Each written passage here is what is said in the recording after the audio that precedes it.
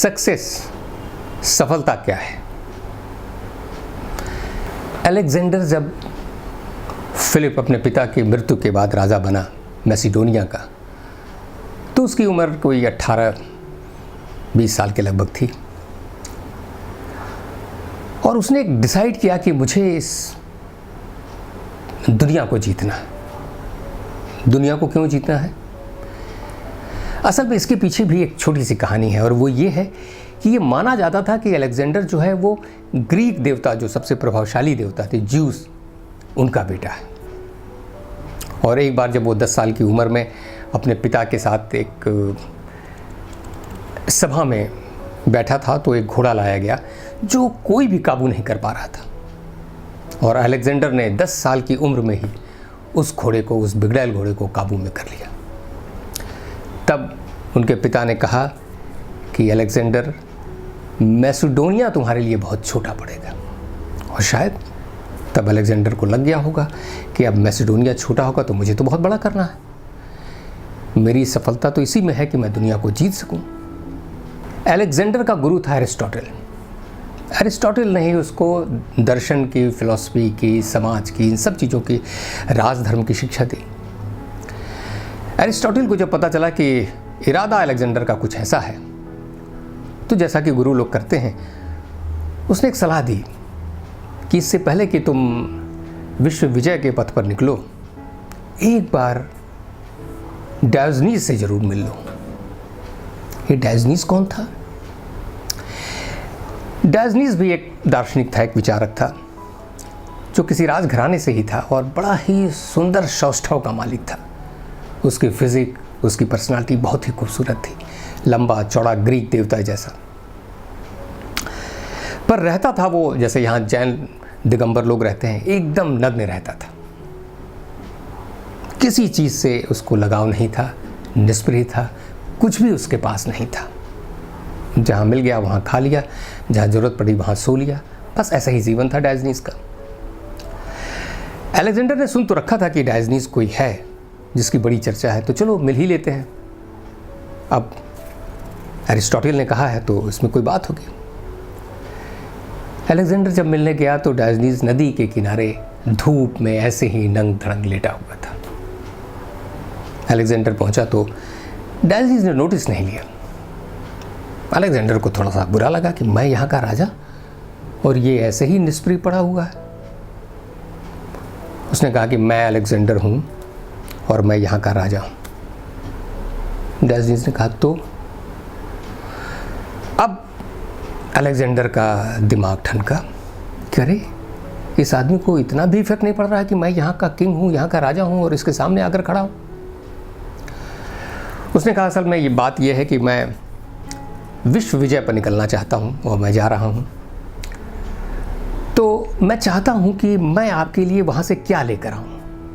मैं आपके लिए कुछ करना चाहता हूँ। डायोजनीज हंसा। उसने कहा पहले तो सबसे पहले एक काम करो कि ये थोड़ा सा किनारे हो जाओ। ये सूरज की रोशनी जो लगातार मुझ तक आ रही है, तुम उसके बीच में खड़े हो। इतनी ही मेहरबानी मुझ पर करो कि वो रोशनी मुझ तक आने दो।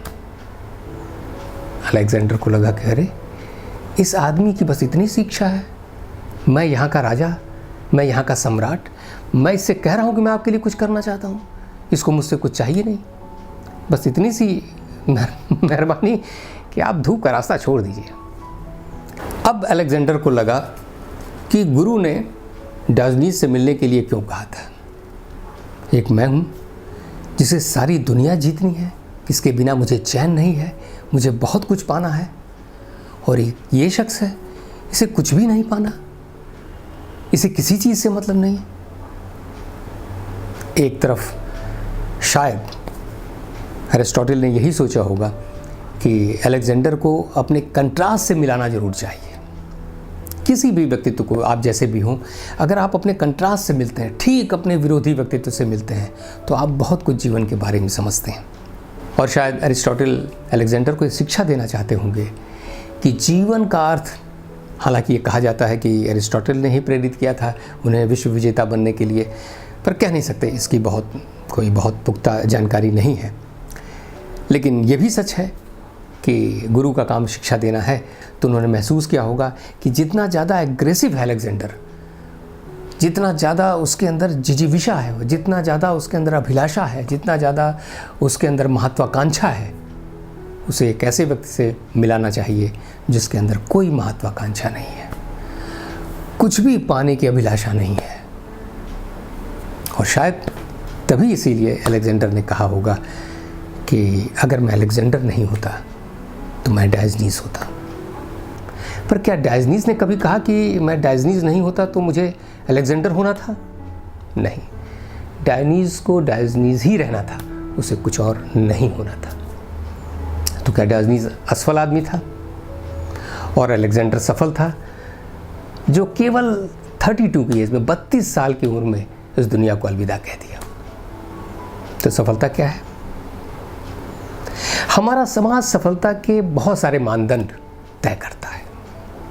वो एक समाज है और समाज को बहुत सारी चीज़ों की ज़रूरत होती है। समाज को चलाने वाली गवर्नमेंट चाहिए, उसके अधिकारी चाहिए, एमपी चाहिए, एमएलए चाहिए, एडमिनिस्ट्रेटिव वर्क करने वाले लोग चाहिए, इंजीनियर चाहिए, डॉक्टर चाहिए, प्रोफेसर चाहिए, टीचर चाहिए, वकील चाहिए, जज चाहिए, बहुत सारी चीज़ें, बिजनेसमैन चाहिए, छोटे कर्मचारी चाहिए, सफाई के कर्मचारी जैसे, और भी बहुत सारे लोग। तो वो तय करता है, वो उसने एक खाका बना रखा है, एक मानदंड बना रखा है कि जो समाज के काम में आता है वो सफल है। और यही आपके अंदर एक बेचैनी पैदा करती है कि क्या मैं कहीं से समाज की मांग की आपूर्ति कर पा रहा हूँ, क्या मैं कोई स्थान वहाँ बना पा रहा हूँ। पर प्रकृति क्या सोचती है, नेचर क्या सोचती है, नेचर की क्या डिमांड है, वो आपसे क्या चाहती है, उसकी नज़र में सफल आदमी कौन है? उसकी नज़र में सफल आदमी, उससे इस बात से कोई मतलब नहीं है कि आपका सामाजिक ओहदा क्या है, आपके पास कितना पैसा है, आपके पास कितना रसूख है, आप कितने समाज में प्रतिष्ठित व्यक्ति हैं। प्रकृति को इससे कुछ भी लेना देना नहीं। वो क्या चाहती है?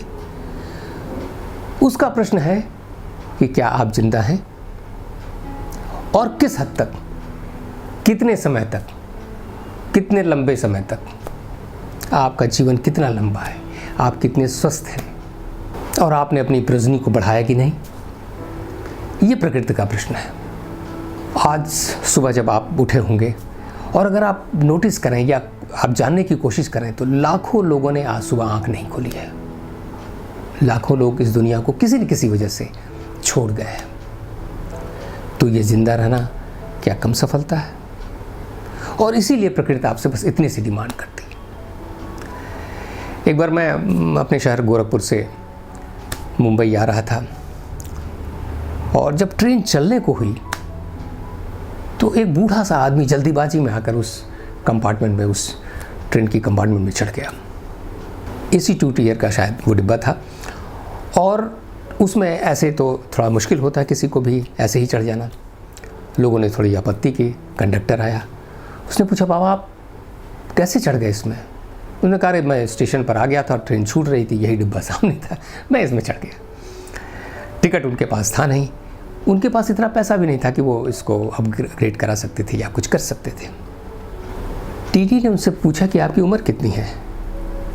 उसने कहा 98 साल, 98 ईयर्स ओल्ड। ये सुनते ही टीटी जैसे शॉक्ड हो गया। उसे लगा 98 साल और आप दौड़कर इस ट्रेन में चढ़ गए? लोग भी चुप। उसने कहा, आप इधर आइए। यूजुअली कंडक्टर के लिए भी एक बर्थ रहती है उसमें। उसने उस पर उनको बैठाया और पूछा कि कहाँ आपको जाना है? उन्होंने कहा, मुझे मुंबई जाना है। तो उसने कहा, अच्छा ठीक है, आपने कुछ खाया पिया है कि नहीं, कुछ आपके पास है कि नहीं? उसने बहुत सारी चीज़ों का इंतजाम किया। मैं लगातार इस बात को देख रहा था कि वो इतना भावुक क्यों है। मैंने उससे पूछा कि जनाब आप इतना ज़्यादा इमोशनल क्यों हो गए? उसने बड़े कौतुक भरे अंदाज से मेरी तरफ देखकर कहा, आपने 98 साल के आदमी को कहीं देखा है? उसके लिए या हम सब के लिए, जैसे ही उसने कहा, एक विचित्र सा अनुभव था। एक ऐसा अनुभव, 98 साल का व्यक्ति जीता जागता मेरे सामने। कितना संघर्ष रहा होगा जीवन का, कितना लंबा जीवन, कितना लंबा संघर्ष, कितनी सारी बीमारियां, कितने सारे वायरस, कितने सारे इन्फेक्शंस, कितने सारे मुश्किल के दौर, मानसिक तनाव, कितनी सारी चीज़ों से गुजरा होगा वो शख्स।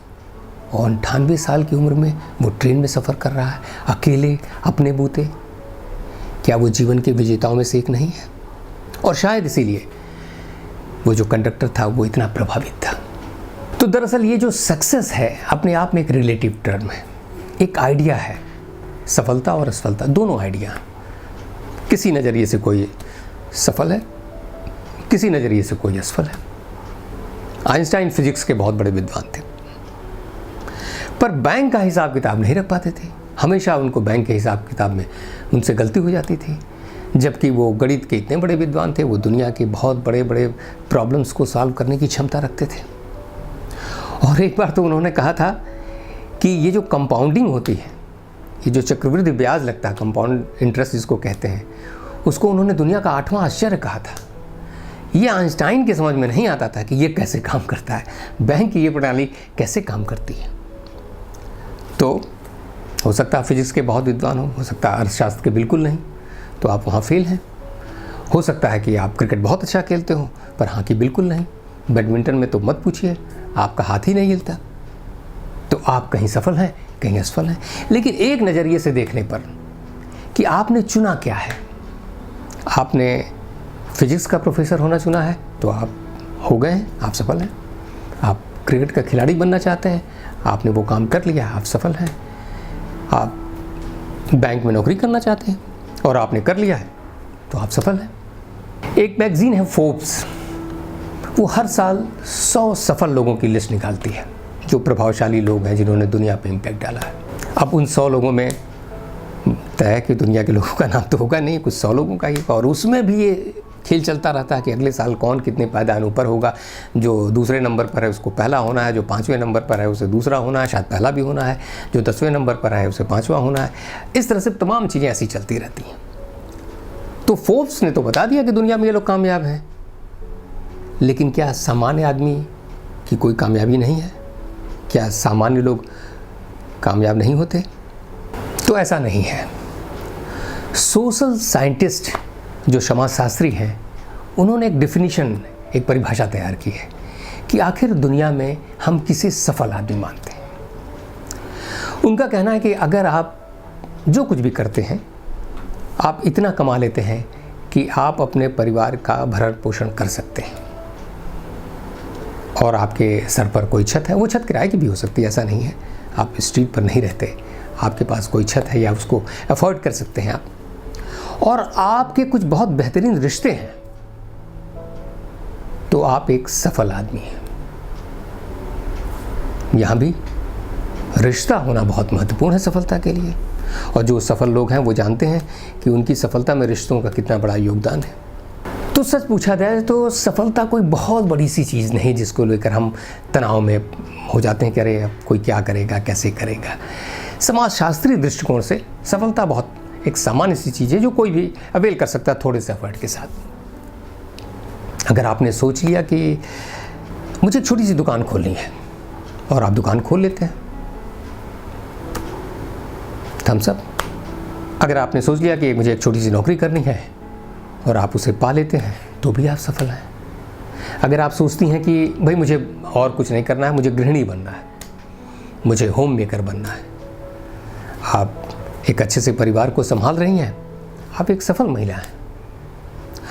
तो जो कुछ भी आप सोचते हैं, बड़ी बात भी हो सकती है। हो सकता है कि आप ये सोचें कि मैं देश के क्रिकेट टीम में अपनी जगह बनाऊंगा, तो आप वो कर लेते हैं, तो आप सफल हैं। कुल मिलाकर सफलता का मुद्दा ये है कि आपका चुनाव जो है उसमें आप सफलता पाते हैं कि नहीं। आपने जो चुना है, आप कुछ भी हो सकते हैं, आप ऑटो रिक्शा ड्राइवर भी हो सकते हैं, आप सफल व्यक्ति हैं। आपने चुना है अगर कि हाँ मुझे ऐसा करना है और आप कर रहे हैं, तो आप सफल हैं। आप अपने पोटेंशियल को, जो आपने संभावना है, उसको पूरी तरह से अगर आप विकसित कर लेते हैं, तो आप एक सफल व्यक्ति हैं। आप चाहे गुलाब हों, आप चाहे चमेली हों, चाहे आप गेंदा का फूल हों, चाहे आप लिली हों, चाहे आप कैक्टस ही क्यों ना हों, इवन कि वो घास जो जंगलों में अपने फूल के साथ खिल रही है, जिसे हम नहीं देख रहे हैं और जिसके लिए हमारे लिए जिसका मूल्य नहीं है, वो भी अपने आप में एक सफल है। वो घास का दुर्वा जिसने पूरी कायनात की इस ज़मीन को हरा भरा कर रखा है, वो भी अपने वजूद में अपनी इस सफलता की एक उद्घोषणा करता है। हमारी मुश्किल ये है कि हम समाज के मानदंडों के अनुसार ही अपने को सफलता असफलता के मानदंड पर तय करते हैं। अब हमें दिखता है कि वो व्यक्ति मेरी नज़र में कुछ बड़ा है तो हम अपने को छोटा महसूस करने लगते हैं। हम देखते हैं कि वो आदमी मुझसे ज़्यादा प्रतिभाशाली है तो हमें कमतरी का एहसास होता है। हम ये देखते हैं कि उसके पास ज़्यादा पैसा है तो फिर हम संकोच में पड़ जाते हैं। तो कहना ये है कि बस अगर आप दूसरों के आइडियाज़ के गुलाम हैं, दूसरों ने जो आइडियाज़ तय कर लिए हैं, अगर आप अपने को उनके मानदंडों पर तौलते हैं तो आप मुश्किल में पड़ेंगे। आप जैसे भी हैं, जहाँ भी हैं, आपके अंदर एक पोटेंशियल है, आपके अंदर एक संभावना है, और कुल मिलाकर उस संभावना को विकसित करना, उसे पाना, एक फूल की तरह जैसे पूरी तरह से खिल जाना जिसे कहते हैं। आप अपने व्यक्तित्व में वो चीज़ को पूरी तरह पा जाते हैं, चाहे वो बहुत छोटी सी चीज़ भी हो, तो आप एक सफल व्यक्ति हैं। अगर आप किसी के दबाव में नहीं हैं, किसी दूसरे की आइडिया के गुलाम नहीं हैं, और आप खुद अपने मालिक हैं, खुद मुख्तार हैं, तो फिर क्या फ़र्क पड़ता है कि आप अलेक्जेंडर हैं कि डायोजनीज या कुछ और।